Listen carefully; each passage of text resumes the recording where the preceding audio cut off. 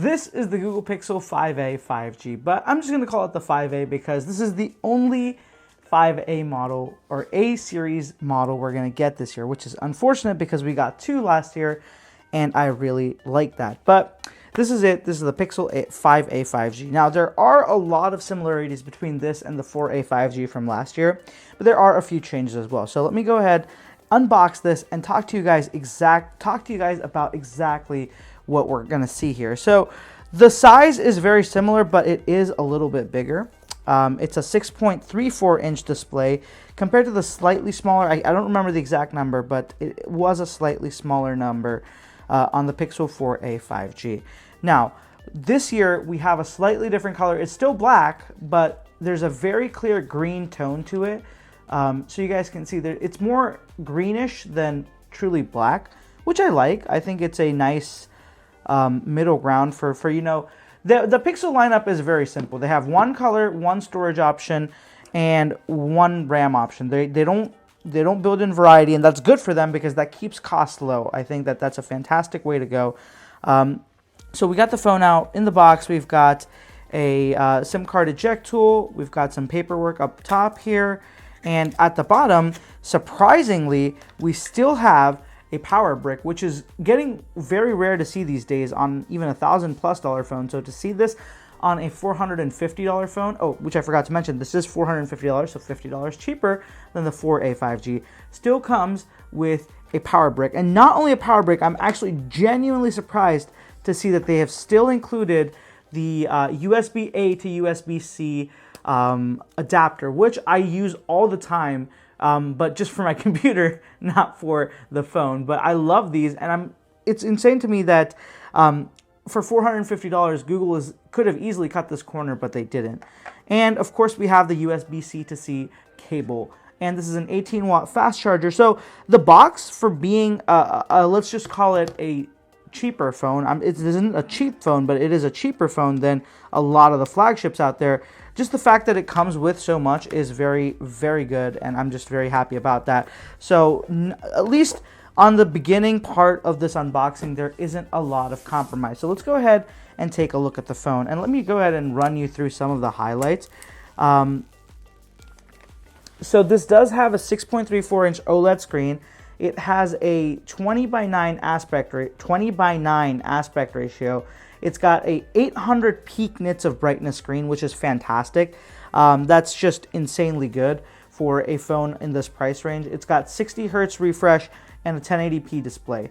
The biggest update on this is the battery. So it goes from being about a 3,800 milliamp hour battery on the Pixel 4a 5G to a 4,680 milliamp hour battery, which is the largest battery in a Pixel A series phone ever. And I'm very interested to see how it actually translates into the real world, because the 4a, the battery life was fine for me. Like, it wasn't great, but it wasn't terrible in any measure. But I'm very interested to see what the A 5G performs like with just this much larger battery.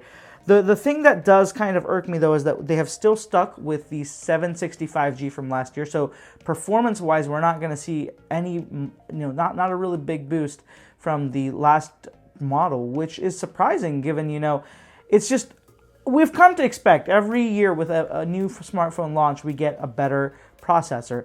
Now, generally, I think that it would be okay to hold on to a previous year model, but the 765G, even in the Pixel 5, I felt like when you were taking a lot of photos, the processing times were definitely affected and could be, helped out with a faster phone, but faster chipset, but that's something I'll talk about a little bit later in the review. So, as I said, this has 6 gigs of RAM, 128 gigs of storage, and the color is called Mostly Black. So let me just give you guys a good look at it so you guys can see the green undertone. So if you have it like flat, it looks black, but if you have it tilted or at an angle, if the light catches it right, you guys can see that it very clearly has that green tone, and it looks really subtle, which I love. And it's a really nice deep green, which makes sense because it's pretty much black.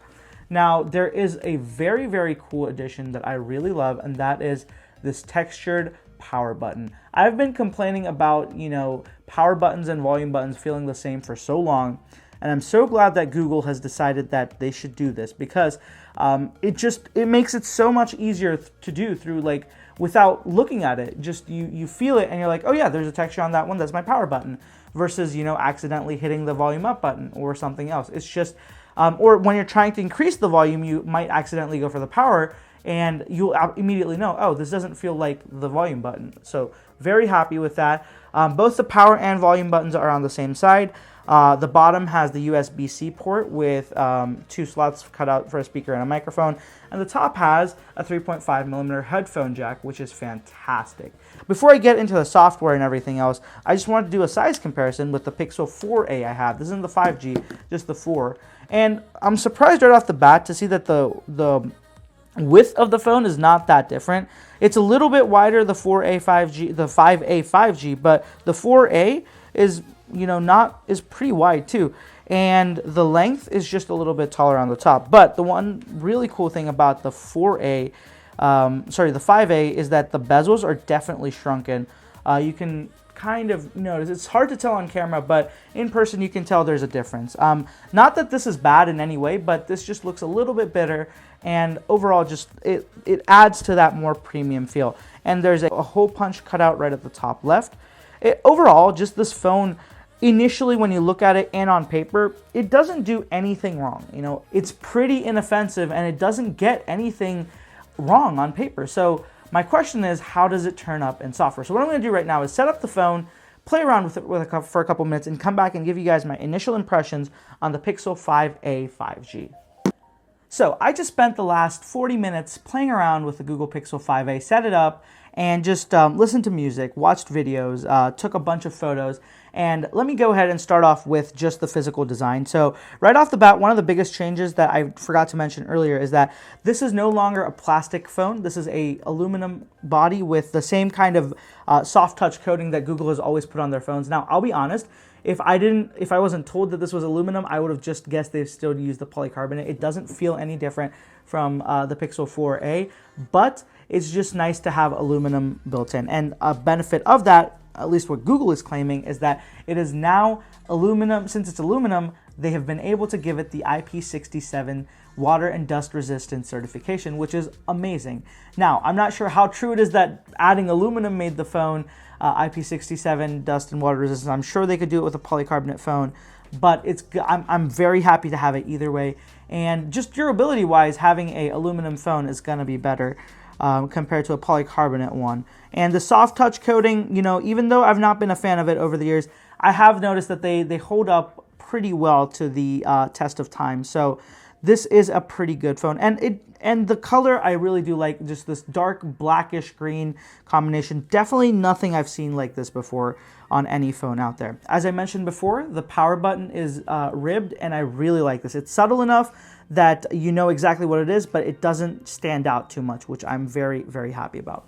Let's move on and talk about the display and the speakers. So the display is 6.3 inches. As I mentioned, OLED, 60 hertz, all that good stuff. But the thing that they did tout was that it has an 800 nits of peak brightness. And I tested this, and I did notice it was better with HDR videos compared to the Google Pixel 4a, but not by a lot. You know, it was noticeable in a few aspects, but if you didn't have them side by side, you definitely couldn't tell. I did put it besides the 12 Pro Max, and I could clearly see a big delta there because the 12 Pro Max has a way higher peak brightness thing, but this didn't do bad at all. For $450, this was fantastic. The colors are very similar to the Pixel 4a. The calibration seems to be very consistent now with Google. Very happy to see that because they've had issues with calibration in the past where things would just be all over the place. But this is very well calibrated and very similar to the Pixel 4a of last year. The speakers, they are also very identical to the 4a. I really thought that since this is a bigger phone physically, the sound would just be a little bit wider and louder, but no, it sounds exactly the same. Like, I listened to the same song back to back, like pausing in the middle and just listening back and forth, and I could barely tell a difference between this and the Pixel 4a, which was, you know, that's not a bad thing because the Pixel 4a speakers were great. They didn't sound bad. They had a loud audio just output, and they have a stereo speaker setup too, just like this phone. So honestly, nothing to complain about with the speakers either. I'm very happy with the display and speaker performance, and I don't think anybody will have any complaints about this at all. And finally, before I move on from the hardware, I do want to talk about the camera. Let's move on to the camera because that's a big part of any Pixel phone.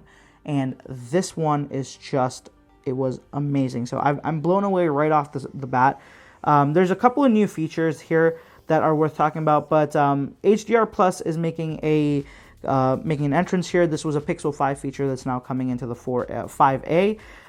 It's got night sight portraits now on all the cameras, and it also has this really cool new feature called cinematic panning. And what I'll do is I'll show you guys a clip of the cinematic panning just so you guys can understand what I'm talking about. So what it is it's basically perfect for B-roll. You'll see that you can get a very smooth, stabilized video of something without having to do anything too much. Like, just pop in that mode on the camera and you're good to go. Just, you can see how incredibly smooth it is. And all of this is on camera. Like, I didn't retouch it or I didn't do anything in post. This is all just right out of the camera. So I'm very impressed with the way it looks, because I do this all the time, but what I have to do is I take the video with my iPhone on normal speed, and then I take it into Final Cut Pro. I put a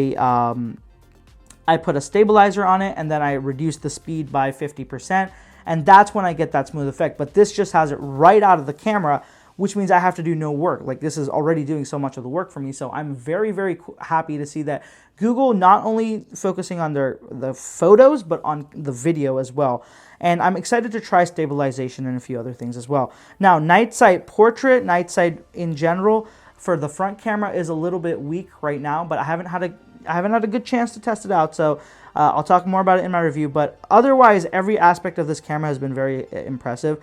The one I'm going to talk about right now is this one. So this is right in front of my studio lights, as you guys can see, and my studio lights are right in my face. So when I take this photo staring at them, this object should be blown out. Like, it will generally, older cameras or cheaper phones will just completely, you know, overexpose the image because there's bright lights here, and then causing this to not be very visible. But with their HDR Plus and their kind of stitching here, what they're doing is they're taking multiple frames of this same photo to allow it so that the umbrella isn't overexposed in any way. You can clearly see kind of the lights, the umbrella's metal structure there, but you can also see the colors of these little these stone pebble things I have.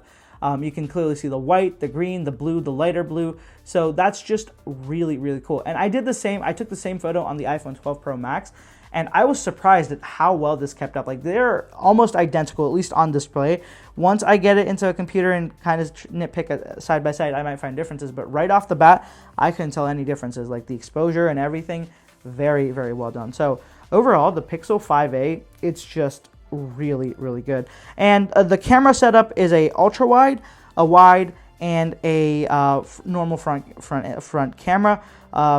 I don't remember the megapixels, but let's be honest, with pixels, megapixels don't really matter. They do a lot of their hard work with their background image processing, and I'm happy to report that that is absolutely bang on. I will have the specs right here on the screen if you guys want to see, but I don't really memorize camera specs too much, because for me it's always real world execution. I don't care about how many megapixels something has unless, you know, like, I need to see the real world results. That's why I don't focus on megapixels.